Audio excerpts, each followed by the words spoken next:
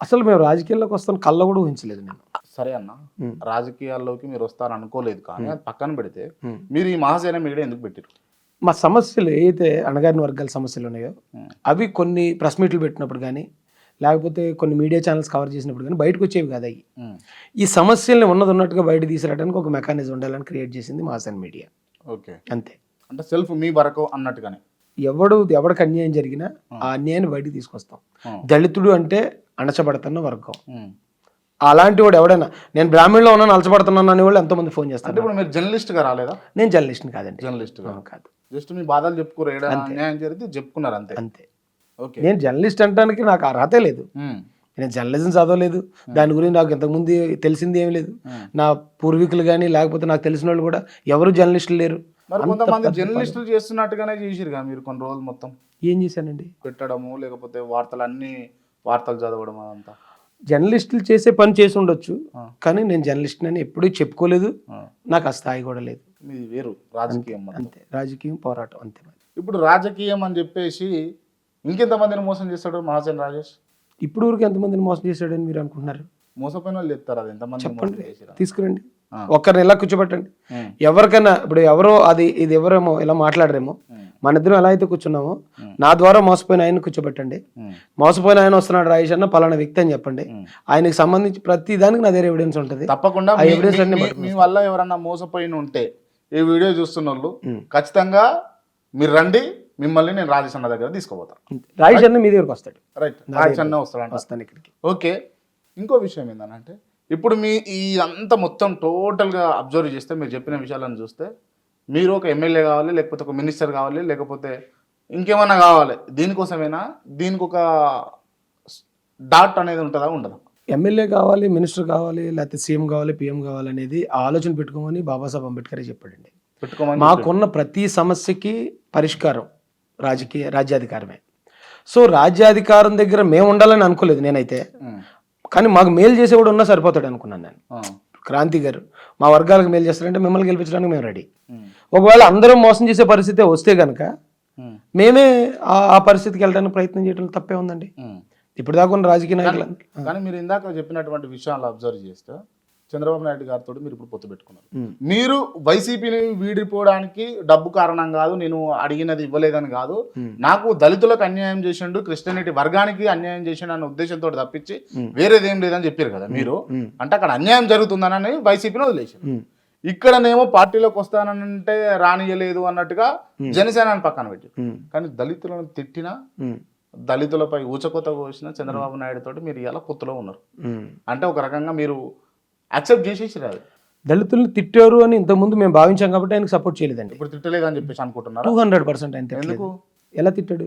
నేను ఆ వీడియో చూపించాను. ఆయన మాటలు ఏమన్నాడంటే ఎస్సీగా ఎవరు పుట్టాలనుకుంటారని చంద్రబాబు నాయుడు అన్నాడని ఆ మొక్కే కట్ చేసి బయటికి వైరల్ అయింది ఆ రోజున. కానీ ఆయన టోటల్ వీడియో ఒకవేళ మనం టీడీపీ స్టాండ్ ఎందుకు తీసుకోకూడదు అన్నప్పుడు టీడీపీ స్టాండ్ తీసుకోవాలంటే ఆయన ఇలా మాట్లాడి ఉన్నాడు.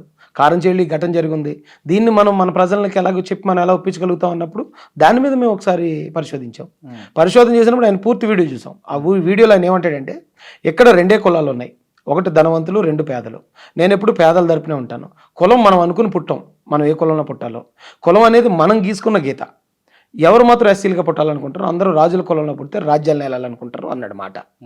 యాక్చువల్గా అప్పుడు దాకా పేద ధనిక గురించి చెప్పుకుంటూ వచ్చి ఎవడు మాత్రం పేదలుగా పుట్టాలనుకుంటారు, అందరూ రాజుల్లో పుట్టితే సరిపోద్దు కదా అనేది ఆయన కాంటెక్స్ట్.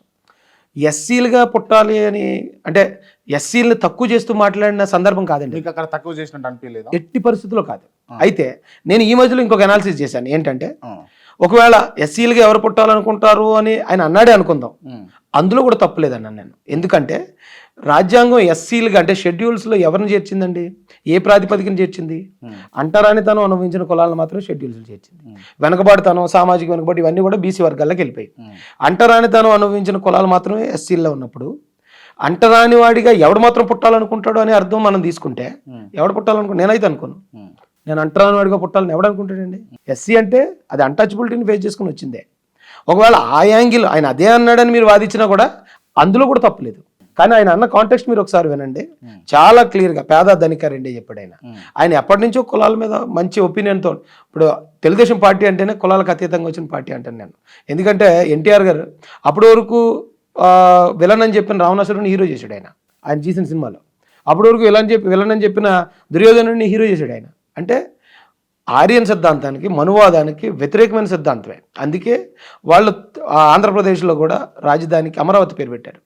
అక్కడ బుద్ధుడికి సంబంధించిన ఇది పెట్టడం మొదలు. అంటే కుల వ్యవస్థని వ్యతిరేకిస్తున్న వర్గం అని నేను నమ్ముతానండి.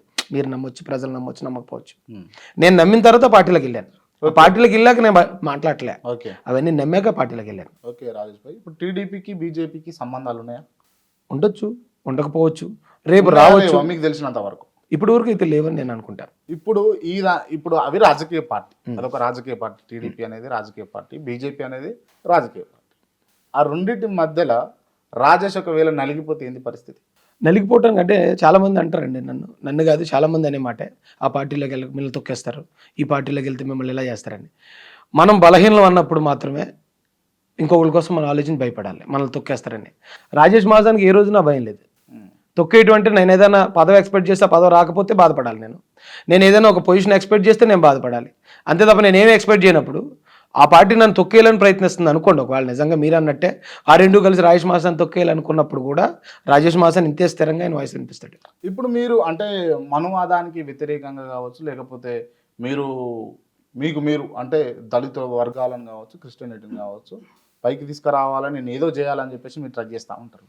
దానికి పూర్తి వ్యతిరేకంగా మీకు ఒకసారి బీజేపీ అడ్డుకున్నది, మిమ్మల్ని నిరాకరించిన సందర్భాలు ఉన్నాయని చెప్పేసి కూడా మీరే అన్నారు. ఇప్పుడు అంటే మీరు ప్యారలల్గా చూసుకుంటే అక్కడ టీడీపీ బీజేపీ కాంబినేషన్ ఉంది. మీరు ఇప్పుడు టీడీపీలో జాయిన్ అయిపోయినారు. టీడీపీ నుంచి రేపు జరగబోయే ఎన్నికలల్లో ఎమ్మెల్యే గెలిచి మంత్రి ఏదో ఓకే. ఇప్పుడు దీంట్లో అంటే ఒక పేను నలిపినట్టు నలిపేస్తే ఏంది పరిస్థితి అని అన్నది ఒకటి. తెలుగుదేశం పార్టీకి వైసీపీ పార్టీకి నేను ఒకటి గమనించానండి తేడా. జగన్మోహన్ రెడ్డి గెలిచిన దగ్గర నుంచి 150 మంది ఎమ్మెల్యేలు వచ్చినా కూడా అతను గెలిచిన దగ్గర నుంచి ఏ రోజు ఇప్పటికీ బీజేపీకి వ్యతిరేకంగా ఒక్క స్టేట్మెంట్ ఇవ్వలేదు. బీజేపీ మంచి పనులు చేసి ఉండొచ్చు, మంచి పనులు చేసినప్పుడు నువ్వు సపోర్ట్ చేయి, అది చెడ్డ పనులు చేసినప్పుడు నువ్వు వ్యతిరేకించాలి కదా. ఏపీకి పోలవరం ఇవ్వలేదు, ప్రత్యేక హోదా ఇవ్వలేదు, రైల్వే జోన్ ఇవ్వలేదు, స్టీల్ ప్లాంట్ అమ్మకాన్ని ఆపలేదు. ఇన్ని చేస్తున్నా సరే ఏ ఒక్కరోజు కూడా జగన్మోహన్ రెడ్డి బీజేపీని వ్యతిరేకించలే. బట్ చంద్రబాబు నాయుడు గారు అలా కాదు. ఒకవేళ పొత్తులో ఉన్నా కూడా బీజేపీ పార్టీ అంటే కేంద్ర ప్రభుత్వం కానీ బీజేపీ కానీ రాష్ట్రానికి అన్యాయం చేస్తుందన్న వేళ ఆయన వ్యతిరేకించిన సందర్భాలు ఉన్నాయి. కేవలం ఆ రాష్ట్రంలో 2 సీట్లు, మీకు 2 సీట్లు ఇస్తాం, మీరు 2 సీట్లు పోటీ చేయండి అనే పరిస్థితి చంద్రబాబు నాయుడు గారిది. ఏమో ఇప్పుడు ఒకవేళ సీట్లు పెంచితే పెంచొచ్చేమో, కానీ అప్పుడు అంటే ఆయన ఎవరిని ఎక్కడ దాకా ఉంచగలడో అక్కడ దాకా ఉంచగలిగిన సమర్థత చంద్రబాబు నాయుడు గారి దగ్గర ఉంది. ఎందుకంటే ఆయన మీద కేసులు, ఈడీ కేసులు, సిబిఐ కేసులు లేవు. అవన్నీ జగన్ మీద ఉన్నాయి కాబట్టి ఖచ్చితంగా ఈయన బెండ్ అయిపోతాడు వాళ్ళకి. సో చంద్రబాబు గారి నాయకత్వం మీద మాకు నమ్మకం ఉంది. ఒకవేళ ఆయన బీజేపీతో వెళ్ళినా కూడా రాష్ట్రానికి నష్టం జరగదు అనే నమ్మకం అయితే మాకు ఉంది.